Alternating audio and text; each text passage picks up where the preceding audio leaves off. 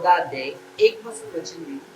Mark 14:1 वरांड्यात वगैरे तुम्ही भाकरी त्यांच्या सणाला अजून 2 दिवसांचा अवकाश होता आणि त्याला कपटाने कसे घरावे व जीवे मारावे हे मुख्य याजक व शास्त्री पाहत होते. हालेलुया. आता तुम्ही विचार करा, सणाला फक्त 2 दिवस बाकी आहे आणि ह्याला कसं पकडावं, म्हणजे प्रभू येशू की याजक लोक होते, शास्त्री लोक होते. आता याजक कोण आहे ते कोणाला त्यात माहिती नाही. अनेक लोक नाव बदलतात. याजक वेगळे असतात, संदेष्टी पण वेगळे असतात, स्वार्थिक वेगळे असतात. हे परमेश्वरच्या आत्म्यात कोणतं काम करणार, तर एक याजक असतात मार्क 7:7 जे शास्त्र शिकवतात ते मनुष्याचे नियम, त्याला देवाचे नियम नाही बोलतात. हे देवाच्या शिक्षणाचे शिक्षक नसतात, हे देवाच्या विरुद्ध लोक असतात. ते म्हणजे देवाचं नाही, आमचं आम्ही अधिकारी. आता शास्त्रीय पुरुष पदे जर तुम्ही बघितलं, पौल संत पौल जो होता तो पण तसाच होता. एक बन्यामीन आज पुरुषपैकी तो होता. निकोदेम मध्ये 3 अध्याय योहान मध्ये निकोदेम नावाचा पुरुषांपैकी अधिकारी होता. पण हा बदलला. आजच्या काळामध्ये किती पुरुषी लोक असे आहेत की बदललेले नाही. आता परमेश्वर सगळ्यांना बदलायला लागला, कारण त्याची वेळ तीच आहे. आता जो बदलेल तो जिंकेल आणि ना बदलेल तो त्याचं प्रतिफळ त्याला त्याच काळात देईल. कारण ही वेळ परमेश्वराच्या प्रचाराची अंतिम वेळ आहे, शेवटच्या काळात हे सगळं घडत चाललेलं आहे. आणि प्रभू येशू या काळात सगळ्यांना बोलले, पण आधी लोक वळायला तयार, अद्यापर्यंत बदलत नाही. एक बाई आहे, मला विचार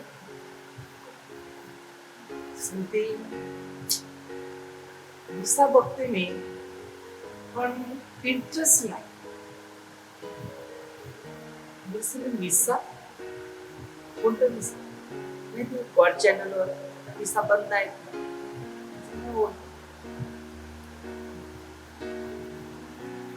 तुम्ही ह्या गोष्टीकडे लक्ष दे, मग ते 26 अध्याय वाच, मग तुला समजेल मिसा बलिदानाचा अर्थ काय. प्रभू येशूने शिष्याला भाकर दिली, अलग भाकर दिलेली. आता भाकर सांगितलं, तुम्ही जरा विचार करा, वयाच्या 8-10 वर्षाचा मुलगा असतो, त्याचे पहिले दात पडतात, दूध दात त्याला. त्यावेळेला ते दात पडले आणि कडक दात येतात. पूर्वीच्या काळामध्ये त्या मुलांना भाकर द्यायची, कडक असते ती भाकर. पूर्वीच्या भाकरी कशा 4-4, 5-5 दिवस ठेवायचे, कसं भाकर राहायचं. आज तुम्ही अरणाळा जर बघितलं तर आपल्या अरणाळा जर समुद्रात जाणारे जे लोक आहेत त्यांच्या भाकरी 8-8, 10-10 दिवस, 15 दिवस ठेवतात, कारण त्यांना कडक भाकरी बनवून करत खराब होऊ नये. तर असे काळ आहे. तर त्यावेळेला बरं जो पोरगा भाकर खायचा तर त्याच्या जिभीवर ठेवतात ती भाकर, ती वितळते. लहान असताना सुद्धा तो वितळू शकते का ना, आता सुद्धा मोठा झाला तरी पण वितळू शकते. आणि तुम्ही मोठे झाले तुमच्या पण जिभीवर वितळते. तुम्ही भाकर खात नाही, तुम्ही खोटं बोलता, खात नाही, ती जिभीवर वितळते. खातात काय, दाताने खायला लागले काय ते खातो, हा चावत नाही, पण तसं दगडून आपाप वितळून ते मध्ये हे देवाने योजना हा नाही दिली. येशूचं शिकवण भोजन अलग आहे आणि माणसाचं शिक्षण अलग आहे. तर तिथलाच पहिल्या पत्रामध्ये 11 ते 23 पासून संत पौलांनी हे भाकर बोलण्याचं प्रभू भोजन कसं होत. आपण कधी कधी भाकरीचा अर्थ लोकांना कळत नाही. प्रभू भोजन कोणतं आहे, त्या प्रभू भोजनामध्ये जुदास नव्हता आपल्यामध्ये, पण त्या काळात जुदास होता प्रभू भोजनामध्ये. मग ते 26 अध्याय वाचलं ना तुम्हाला अख्खं डिटेल मिळेल. मी सांगितलं हे प्रॅक्टिकल जे आहे तुम्ही आता शिकले नाही याचा अर्थ काय? येशूने सांगितलं हे शरीर तुमच्यासाठी अर्पिलं जाईल, हे माझ्या आठवणीसाठी करा. शरीर अर्पण केलं आणि त्याची ही भाकर घ्या. हे नव्या कराराचा नवा करार सुरू झाला येशूच्या द्वारे. हे नव्या कराराचं रक्त आहे. हे सर्व माणसाच्या पाप सेवेसाठी सांडण्यात येईल. आणि येशू ख्रिस्ताचे शिष्य जे भाकर मोडायला त्याला शिकवलं, ते भाकर नव्हते नुसते मोडत, ते प्रचार करत होते. प्रेषितांची कृत्ये जर वाचलं पहिल्या अध्यायापासून तुम्हाला सुरुवात त्यांना कसा बाप्तिस्मा पवित्र आत्मा मिळाला, तर 4 अध्यायापर्यंत तुम्हाला एक वचन 32 एका बाजूला 42 तुम्हाला वाचायला. ते प्रेषितांच्या शिष्यांना भाकर म्हणून घरोघर मंदिरात शिक्षण देत होते आणि एकमेकांना जेव्हा त्यांना गरज लागायची ते वाटत होते. पण आज जर तुम्ही बघितलं संत पौलाने कोरिन्थीकरास पहिल्या पत्र 11 अध्याय 23 पासून त्याच्यामध्ये त्या भाकरीचा एक उल्लेख दिलाय. तुम्ही सांगते ती भाकर खाता पिता तुम्ही आत्मपरीक्षण करतात का? आत्मपरीक्षण करतात नाही, कोण भाकरीचं परीक्षण करतात. तुम्ही भाकर कशी खातात मला सांगा. पहिला पाप कबूल करा, मग त्या भाकरीतून व त्या प्याल्यातून प्या. पण तुम्हाला भाकर मिळते, तुम्हाला प्यायला मिळते. दुसरं प्रश्न, येशू ख्रिस्ताचे शिष्य बरोबर गावोगाव जाऊन सुवार्ता करत होते, प्रचार करत होते, पण रोग्यास बरे करत होते, मेलेल्या लोकांना पण ते बरे करत होते, उठवत होते. पण आज जर आपण करतो त्याच्यात तुम्हीच काही आढळत. हे जे तुम्ही शिकतात ना ते पहिलं शिक्षण घ्या. म्हणून लोकांनी ज्ञान घेतली, पण त्यांनी सांगितले मार्क 7:7 शास्त्र शिकवतात मनुष्याचे. आणि लूक 11 अध्याय 52 पासून वाचलं की त्या वरून वाचलं तरी तुम्हाला कळेल की परमेश्वराने सांगितलेल्या गोष्टी त्यांनी ज्ञान घेतली. लोकांनी ज्ञानाच्या किल्ल्या घेतल्या, त्या लपून ठेवल्या. ते स्वतः पण गेले नाही, त्यांना दुसऱ्यांना पण संधी मिळाली नाही जाण्याची. कारण का? ते फक्त मानवाच्या अनुकरणाने कार्य केलं, देवाच्या अनुकरणात कार्य करण्याची संधी घेतली. आता ज्याने खरोखर आत्मपरीक्षण करून ती भाकर खाल्लेली जी आहे, तर येशूचं मांस रक्त तुम्हाला दिसेल. हे बघायचं असेल तर योहान 7 स्पष्ट दिल्या, माझं मांस आणि रक्त एक खाल्याशिवाय. आज जर तुम्ही 51 पासून वाचलं त्याच्यात, पण प्रभू येशू 6 अध्यायामध्ये पहिलं दिलेलं आहे, शारीरिक भाकर देताना त्यांनी दाखवलं. 5,000 भोजन दिलं की लोकांना समजावं या भाकरीचा अर्थ अलग आहे ना, माझ्या शरीर अर्पण करणार त्या भाकरीचा अर्थ अलग आहे. योहान 6 अध्याय वाचलं ना, अख्खी चोरी सापडेल सगळं काय आहे त्याच्यात दिलेलं.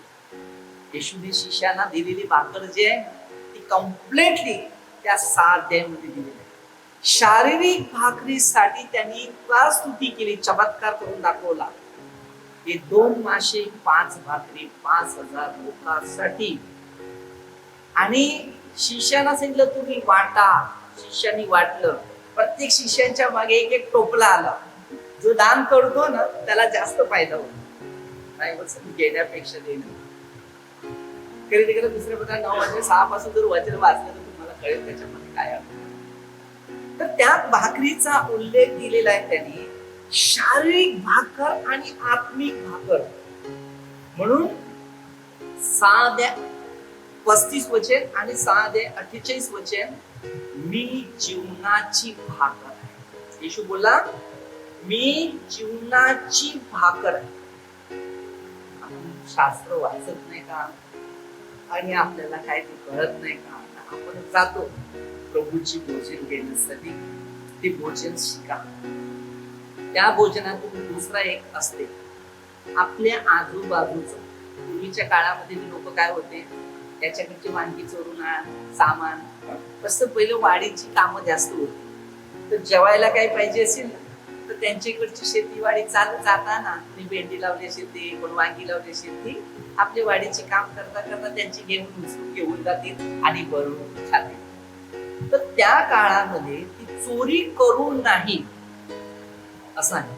आणि बघा तुम्ही जर ग्रंथिकारास त्या 11 अध्याय पहिल्या पत्रामध्ये 23 पासून ते 34 पर्यंत संत पौल खाण्याबाबतीत जेवण वाटप करे ना जेवण.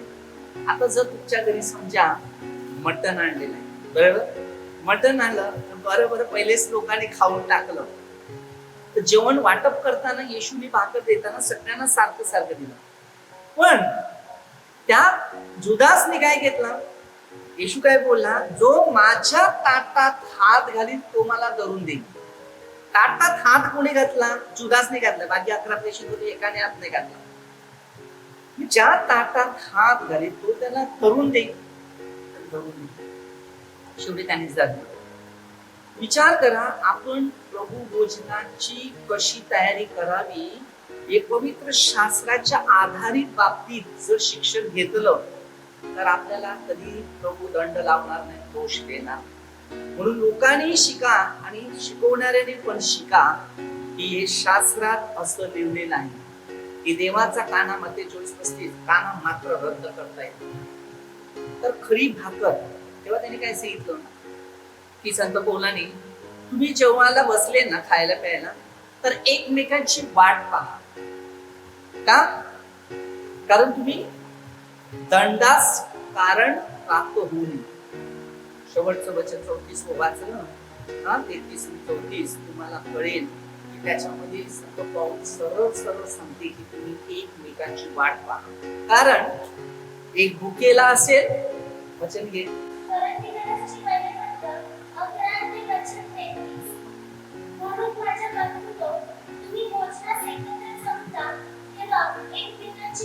काय सांगते, तुम्ही भोजनास ना एकत्र जमलेले आहेत तर एकमेकाची वाट बघा. एकट्याने खायला नाही बसायचं. पुढे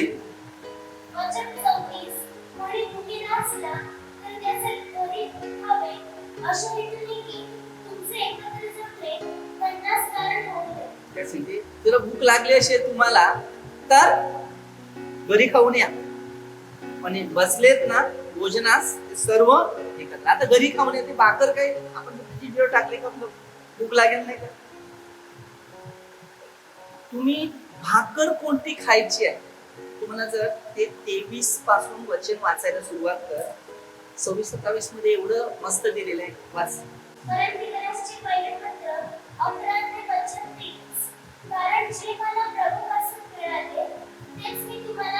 आता एक संत पौल जो होता त्याला प्रभू पासून मिळाला. प्रभूने त्याला शिकवलं हे भाकर कशी शिकवायची. भाकरीविषयी पूर्वीच्या काळामध्ये लोक अशी भाकर बनवत होते ते लोक. तर त्यांना प्रभू भोजन काय होतं माहित नाही. ते लोकांची गैरसमज होती, अशीच झालेली आजच्या काळामध्ये झाले तसं. तर ती प्रभू भोजनाची तेव्हा प्रभूने संत पौलाला शिकवलं अशी ने भाकर बनवायची, अशी भाकरीचा अर्थ, मी प्रभू भोजन कसं दिलेलं आहे हे शिक्षण त्यांना दे. तेव्हा त्याला प्रभूने शिकवलं. काय शिकवलं बघा. आता ते तुम्ही विचार करा, ज्या रात्री प्रभू येशू ख्रिस्ताला ना, ते 26 जर तुम्ही वाचलं तुम्हाला कळेल, ज्या रात्री प्रभू येशू ख्रिस्ताला धरून देण्यात आलं त्यांनी त्याच रात्री भाकर घेतली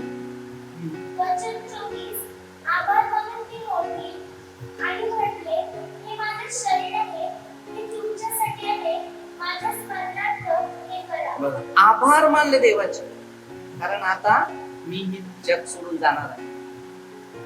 आपण कसे काय कार्यक्रम प्रोग्राम ठेवला का, एक पार्टी, देवाचे आभार मानले. तसं भाकर घेतली मांडीवरच्या मुलीमध्ये वलांड्याचा सण होता. आपण या 14 अध्याय मार्क वाचलं मला माहिती पडते. आज जर भोजनाची तयारी करत असताना अनुभव काय आहे तर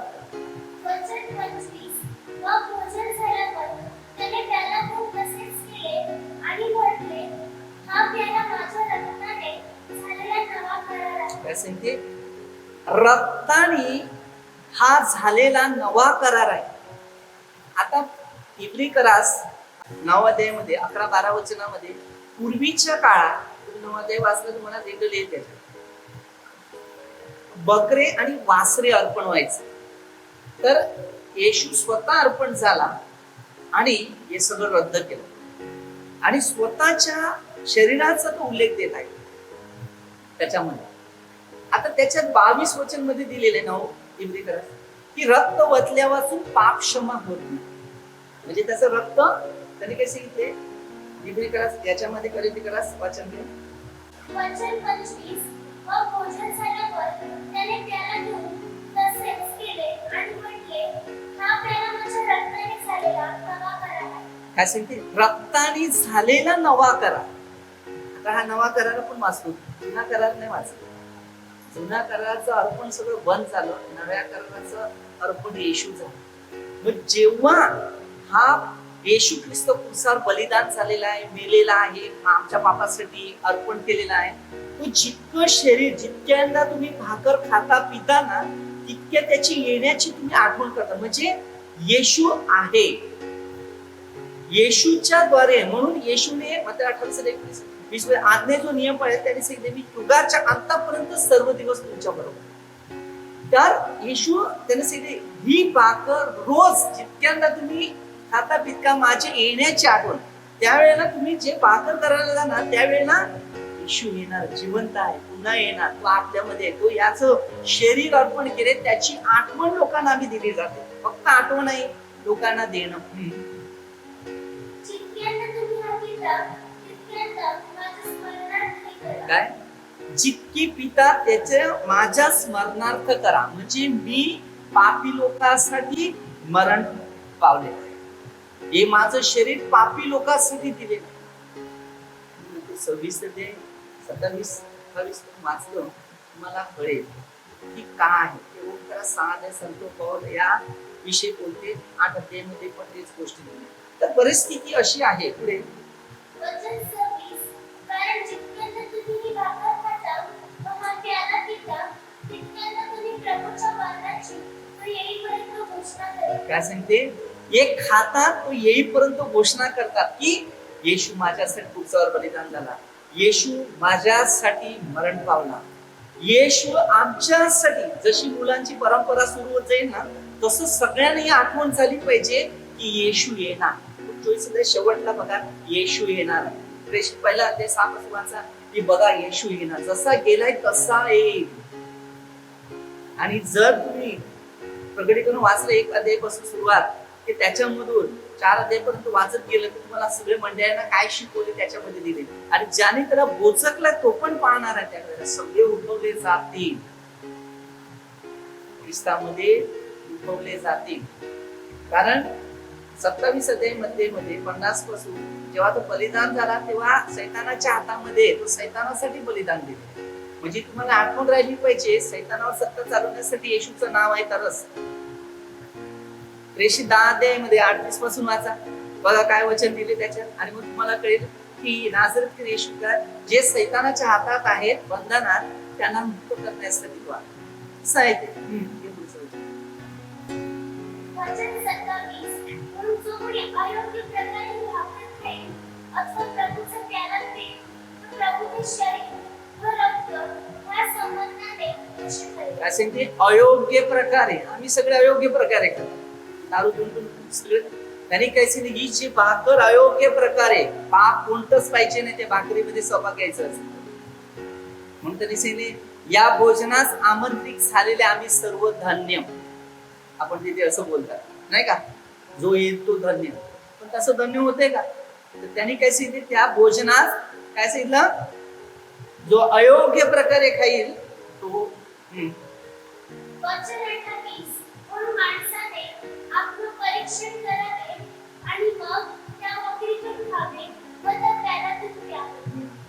आत्मपरीक्षण कर, भाकरीतून खावे आणि त्या प्याल्यातून प्यावे. आत्मपरीक्षण केलं तर, आत्मपरीक्षण नसेल हात पण लावायचा. वचन 29 कारण त्या शरीराचे मर्म ओळखल्याशिवाय जो खातो व पितो तो खाण्याने व पिण्याने आत्म्यावर दंड ओढवून घेतो. काय खाण्याने पिण्याने पण दंड ओढतो. म्हणून हात नाही लावायचा, स्पर्श नाही करायचं, आपलं काम नाही. शिकायचं वचनाद्वारे, मग ते भोजनात सहभाग घ्यायचं. वचन 30 तुम्हामध्ये पुष्कळ जण दुर्बळ व आजारी आहेत आणि बरेच निद्रेत आहेत ह्याचे कारण हेच. आज लोक आजारी बिजारी आहेत, घरी आजाऱ्याला पण द्यायला लागते. त्याचं कारण हेच, तुम्ही आत्मपरीक्षण नाही केलं. मग बघूया जरा. वचन 31 आपण आपला न्यायनिवाडा केला असता तर आपल्यावर दंड ओढवला नसता. काय सांगते? आपला न्यायनिवाडा केला असता तर आपल्यावर दंड ओढवलेला नसता. न्यायनिवाडा आपल्याला आपला स्वतःचा करायचा, पाप कबूल करून घ्यायचं. वचन 32 ज्या अर्थी आपल्यावर दंड ओढवला आहे त्या अर्थी आपल्याला प्रभूकडून शिक्षा होत आहे. काय? आपल्यावर दंड ओढवलेला आहे. आधी तू बघितले दंड ओढवलेले आहेत लोकांवर, कारण ती प्रभू पासून शिक्षा होत आहे. आणि समाजात लोकांनी शिकायचंय, आत्मपरीक्षण करून सगळं काम. काही पण असेल, चुका आहे, पाप कबूल करून. असे हेतूने की जगाच्या बरोबर आपल्याला दंडात्मक होऊ काय सांगते? जगाच्या बरोबर आपल्याला दंड होऊ नये. आता तुम्ही विचार कर, जगाला दंड सुरू झालेला आहे, मग त्याबरोबर आपल्याला नाही झाला पाहिजे. आपण पण थोडं सुरक्षित राहून आपला पश्चाताप करून आपल्या जागेवर आपल्याला सेफ राहायचं. आपण माणूस आहे, पापी आहे, चुकणार तुम्ही असं नाही. मी कोणाचा दोष नाही काढत, पण बायबलमध्ये काय लिहिलेलं त्याप्रमाणेच आपण वचनाचा अर्थ 43-35 दिलेला आहे. आकाश उभी नाही पण वचन रद्द होणार, रद्द नाही तो पूर्ण करायचा. वचन 33 म्हणून माझ्या बंधूंनो तुम्ही भोजनास एकत्र जमता तेव्हा एकमेकांची वाट पहा. तसे ते भोजनास तुम्ही एकत्र जमतात तेव्हा एकमेकांची वाट बघा. वचन 34 कोणी भुकेला असला तर त्याने घरी खावे अशा हेतूने की तुमचे एकत्र जमणे त्यांनाच कारण होऊ नये. बाकीच्या गोष्टींची व्यवस्था मी आल्यावर लावून देईन. हालेलुया. तू सांगते मी आल्यावर लावून देईन. आज व्यवस्था आपल्याला बघायची. भूक लागली तर घरी खाऊन या. प्रभू मध्ये मला एवढंच दिलं, मला एवढंच दिलं. येशूने एक भाकर घेतली, शिष्याला देत होते ज्ञानी खा प्रेमाच्या परिसर. एकच भाकर होती, एवढ्या भाकरीने नाही घेतल्या, कारण एक भाकर म्हणजे तो स्वतः येशू एक होता. आणि एक स्वतः येशू एकटाच अर्पण झाला. या जगात कोण अर्पण झाला नाही पुरुषाच्या बलिदानाद्वारे. आणि योहानमध्ये 19:25 पासून येशूने आपल्या शिष्यांना आणि त्याच्या आई, तिला बाई म्हटलं, शिक्षका दिली. आणि ती शिक्षका आपल्या शिष्याला घेऊन पवित्र आत्मा मिळेल कशासाठी ती घेऊन प्रार्थना करायची. त्यावेळेला त्याची दुसरा अध्याय, एक अध्याय दुसरा अध्याय वाचला तर तुम्हाला कळेल त्याच्यात पवित्र आत्मा कसा उतर. आणि जे उत्पत्ती 11 अध्याय 1 पासून जे वचन आहे जन्मभाषात गोंधळ झालेला दुरुस्त बांधण्यासाठी, तो भाषाचा अर्थ त्यांना मिळाला आणि पूर्वीच्या भाषा शिकलेलो. तर हे शिका वचनाद्वारे. आम्ही कोणाची मन दुखवण्यासाठी प्रवचन नाही, तर शास्त्रात जे शिकवण आहे आणि हे जो येणारा जो झपाटा सुरू आहे आणि चालू आहे त्यामध्ये आपल्याला वाचावं. आपण पश्चातापण सर्वांनी, तुम्ही मी सगळ्यांनी त्या बाबतीत आपण अयोग्य प्रकारे काही देवाचं नियम मोडले असतील तर आपल्या सर्वांना परमेश्वर क्षमा करून आपण प्रभूच्या राज्यात पश्चाताप करून देवाच्या बरोबर देवाची महिमा करा. सगळ्यांनी आनंद शांतीने प्रभूच्या राज्यात राहावं. म्हणून येशया त्याने सांगितलेले 26:20-21 मध्ये थोडा काळ आहे, त्यावेळेला घरात बसून आपलं पाप कबूल करून पश्चाताप करून तो झपाटा निघून जाईपर्यंत आपल्याला देवाच्या स्तुतीमध्ये गौरव करायचं. आज